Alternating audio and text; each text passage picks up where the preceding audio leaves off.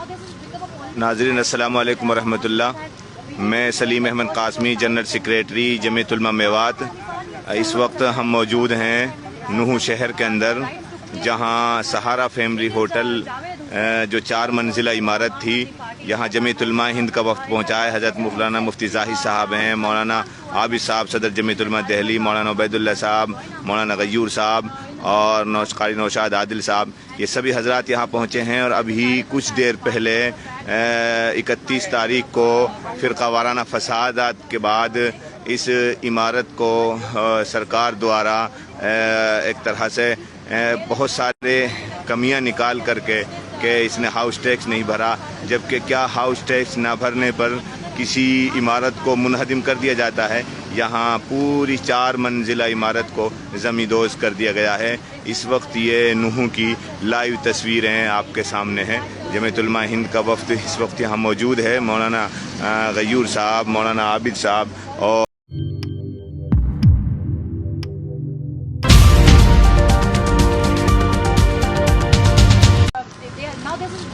नाज़रीन अस्सलामु अलैकुम वरहमतुल्लाह।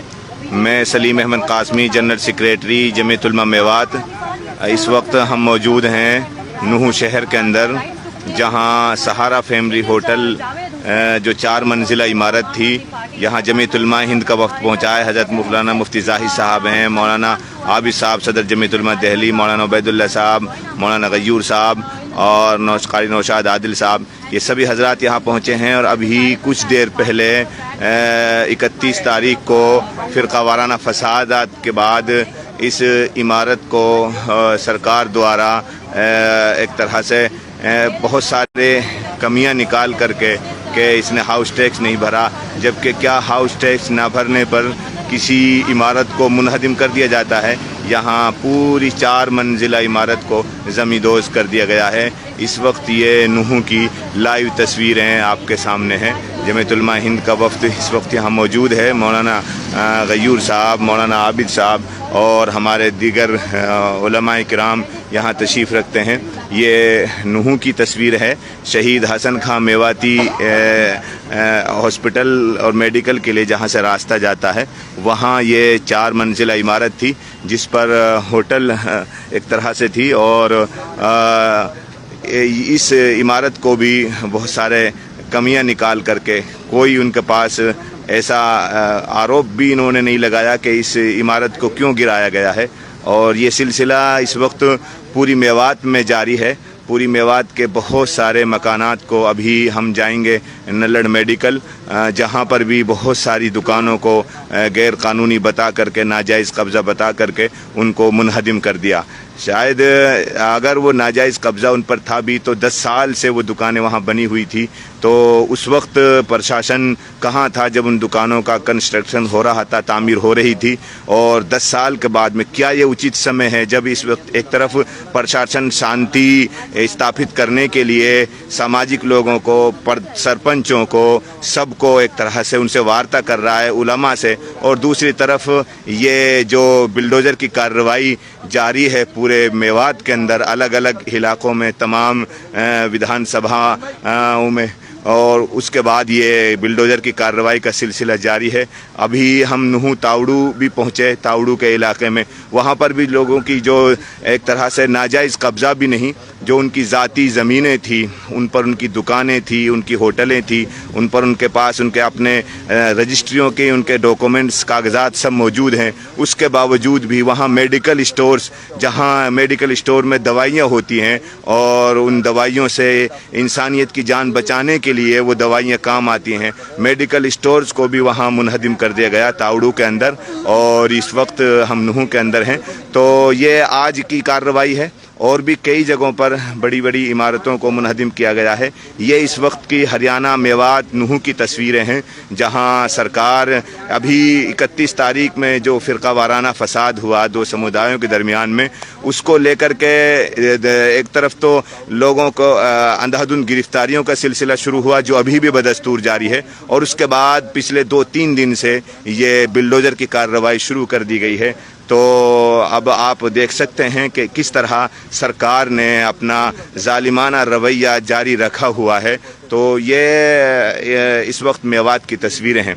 जमीयत उलमा हिंद का वफ्द पिछले कई दिन से दौरे पर है। जमीयत मौलाना महमूद मदनी के ईमा पर जमीयत उलमा के जनरल सेक्रेटरी हज़रत मौलाना हकीमुद्दीन साहब इस फसाद के अगले दिन ही मेवात तशरीफ़ लाए थे और उसके बाद फिर ये जमीयत उलमा का वफ्द यहाँ पहुँचा है और लगातार जमीयत उलमा यहाँ के हालात पर नज़र बनाए हुए है। प्रशासन से भी बात हो रही है। मौलाना महमूद मदनी साहब ने सीएम से भी बात की है। अपने बस में जो है वो सब कुछ किया जा रहा है और अभी वकीलों की एक टीम दिल्ली भी पहुंची हुई है सुप्रीम कोर्ट में रिट दाखिल करने के लिए, ताकि जल्द से जल्द इस बिल्डोजर कार्रवाई पर एक तरह से स्टे लिए जा सके। तो हमारी तमाम मेवात वासियों से ये अपील है कि आप एक तरह से अपने घरों पर रहें, शांति बनाए रखें और एक तरह से दुआएं भी करें अल्लाह से कि ये जो जुल्म व सितम का जो सिलसिला शुरू हुआ है किसी तरह हमारे बुजुर्गों की कोशिशों की बरकत से, हमारे समाज सेवियों की, हमारे लीडरान की कोशिशों की बरकत से ये थम पाए। बहरहाल ये 4 मंजिला जो सहारा फैमिली रेस्टोरेंट, सहारा फैमिली होटल के नाम से यहाँ होटल चलती थी और ये बहुत बड़ी इमारत थी जिसको ज़मींदोज़ कर दिया गया है। हमारे दरमियान में इस वक्त हज़रत मौलाना आम भीड़ में से कोई चढ़ भी गया है तो मुफ्ती जाहिद साहब हैं। हज़रत इस वक्त इस होटल के ताल्लुक से आप कुछ फरमा दें, कुछ पैगाम दे दें कि ये 4 मंजिल इमारत कब गिराई गई और क्या इल्जाम लगाया गया? कल शाम के वक्त में दो जीसीबी चली थी, कुछ शटर और थोड़ा हिस्सा कल गिराया था, बाकी आज गिराया है। और आज जो है ऐसा गिराया है पोपलेट मंगाकर सारे लोगों के सामने इसको 4 घंटे तक कार्रवाई चली, सुबह 7 बजे से लेकर 12 बजे तक। हजरत ये यात्रा जो ये जिस यात्रा की वजह से जो शोभा यात्रा जिसका नाम दिया गया, ये यात्रा कब से शुरू हुई है? पिछले 3 साल से शुरू हुई है। 2021 में निकली, तब भी मजार को तोड़ के गए यात्रा में आने वाले और हथियार लहराए और पिछली दफे भी उन्होंने गलत नारे लगाए, अपराध भाषा इस्तेमाल करी और इस बार ये हो ही गया, सबने देख लिया। यहाँ यात्रा के कोई विरोध नहीं करता, बल्कि यात्राओं में गलत भाषण बोलना, इश्तिहार अंगेजी करना, उसका जो है रिएक्शन हो रहा है और कुछ नहीं। यात्राएं तो मौलाना अभी यात्रा तो अभी भी निकली है, कावड़ यात्रा निकली है और इसी तरीके से कामा की तरफ वो यात्रा भी अभी वो भी जारी है। तो मेवाती इन्होंने तो कभी कावड़ यात्रा भी निकलती है, दूसरी यात्रा भी निकलती है, बल्कि नूह शहर में उसी दिन सुबह को कलश यात्रा निकली। किसी यात्रा पे पत्थरबाजी नहीं होती, ये सिर्फ एक्शन जो हो रहे हैं। अब अगर कोई कहेगा यहाँ एक्शन हुआ है, उस ऑडियो वीडियोस का, जब बिट्टू बजरंगी की जीजा बनने की बात हो, जब मोनू मानसर की, उनके खिलाफ ये एक्शन हुआ है। अब जो मस्जिदें जलाई हैं सोने में, ताउड़ू में, बादशाहपुर में, गुड़गांव में, पलवल में, वो क्या है?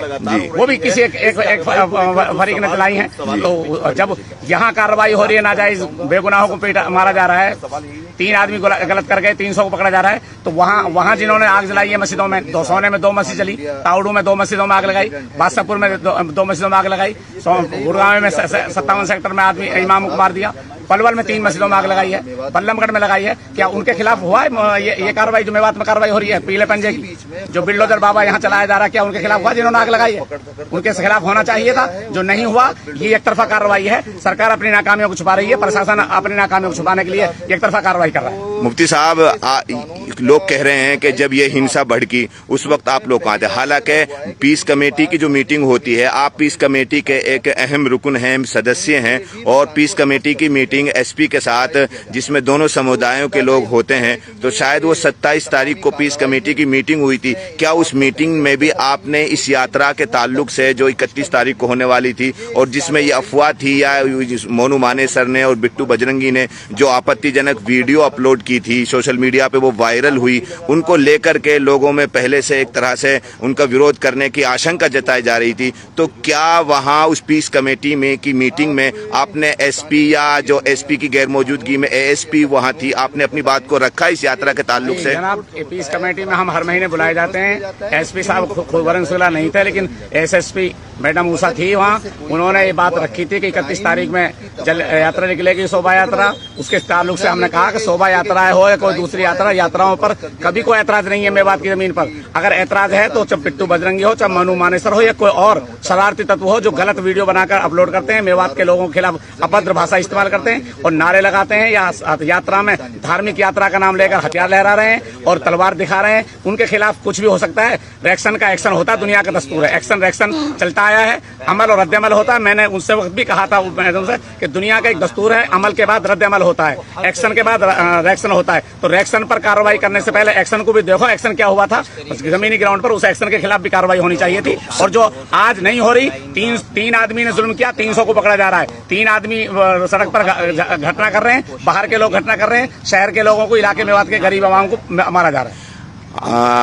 मुफ्ती साहब, मैं पूछना ये चाहता हूँ कि इस घटना के होने से पहले जब आपने ये खदशा या अंदेशा जाहिर कर दिया था, तो एसएसपी साहब ने इस सिलसिले में आपको किस तरह क्या यकीन दहानी कराई और क्या आश्वासन दिया था? एसएसपी साहब ने ये कहा था कि पूरी वीडियोग्राफी होगी और वीडियोग्राफी के साथ साथ पूरी फोर्स आगे पीछे होगी, और इस बार कोई गलत नारे नहीं लगेंगे और इस बार कोई गलत हथियार नहीं लहराए जाएंगे और धार्मिक यात्रा धार्मिक तरह से निकलेगी। ये जबकि उसके उलट हुआ, सारी तलवारों वीडियो पे आई हुई हैं, सारे हथियार वीडियो पे आए हुए हैं, जो उन धार्मिक यात्रा करने वाले के नाम पर, धर्म के नाम पर आए हैं और हथियार लहराए, गोली चला रहे हैं। गोली उनके खिलाफ रिएक्शन में किसी ने चलाई है, वो भी बाहर के लोग हैं, और लेकिन जो धर्म के नाम पर आए वो उन्होंने पहले गोली चलाई है। प्रशासन की तरफ से आपको ये यकीन दहानी कराई गई कि इस यात्रा के अंदर किसी तरह के हथियार की इजाजत नहीं होगी। यहाँ तक कि मैंने मौलाना यहया साहब जो जमीयत उलमा मेवात हरियाणा के महासचिव भी हैं और पीस कमेटी के आप ही के वो साथ में वो रुकन भी हैं, एसएसपी साहब का क्या इस तरह का जवाब था?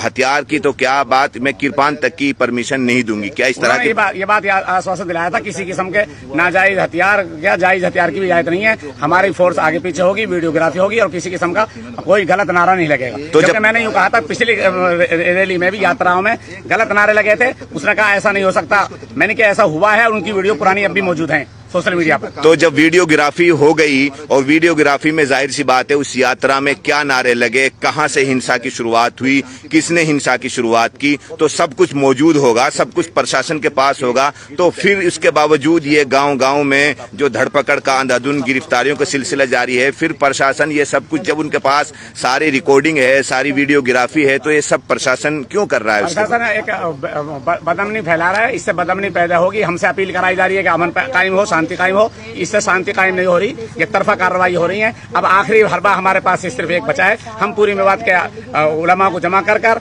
और जिम्मेदारों को जमा करके हम अपनी गिरफ्तारी देंगे कि जब तुम बेगुनाहों को गिरफ्तार करो तो सबसे पहले हमें गिरफ्तार करो। अब हमारे पास इसका मशवरा रहा, बस हम अब आपके वास्ते कह रहे हैं, इंशाल्लाह हम इसका मशवरा करेंगे, हम गिरफ्तारी देंगे सारे उलमा मेवात।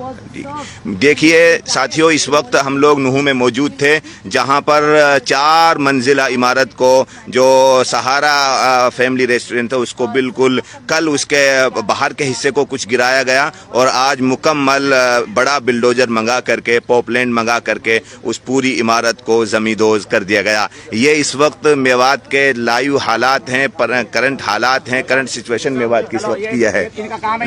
हाँ, तो इस वक्त अब हम दूसरी जगह आपको वहाँ जहाँ पर नल्लड़ मेडिकल कॉलेज, वहाँ के लिए हमारा ये काफिला जमीयत उलमा का अब रवाना हो रहा है और अभी वहाँ की भी हम आपको तस्वीरें दिखाएंगे। नल्लड़ मेडिकल कॉलेज पे किस तरह दुकान हो।